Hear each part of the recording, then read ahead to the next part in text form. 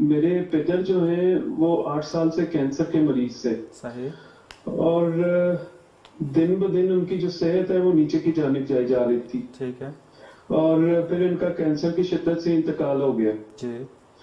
اب ان کے 8 سال کے روزے تو ساقط تھے کیونکہ ان کی جو صحت ہے وہ روزہ رکھنے کے لیے یعنی گوارا نہیں کرتی تھی، صحیح، جن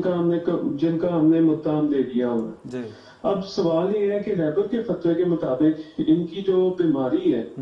اس کے جو تنانیہ کے روزے تھے، مثلا 8 سال کے روزے جو تھے،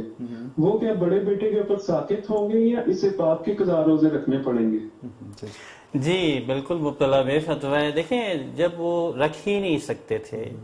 اور قرآنی آیت کے روز سے ان پر روزے کا وجوب آیا ہی نہیں ہے، تو پھر ظاہر بات ہے نہ ان کے اوپر ذمہ داری ہے اور نہ ان کے بڑے فرزند کے اوپر ذمہ داری ہے۔ اگر وہ رکھ سکتے اور ڈیو ٹو اینی ریزن جو ہے ریلیکسیشن دیا گیا ہوتا اور بیچ میں صحت مند ہو گئے ہوتے تو پھر تو ان کی قضا ان کے اوپر آتی، لیکن کیونکہ تسلسل سے بیماری رہی ہے اس لیے نہ ان کے اوپر اور نہ ان کے فرزند کسی کے اوپر واجب، لہٰذا وہ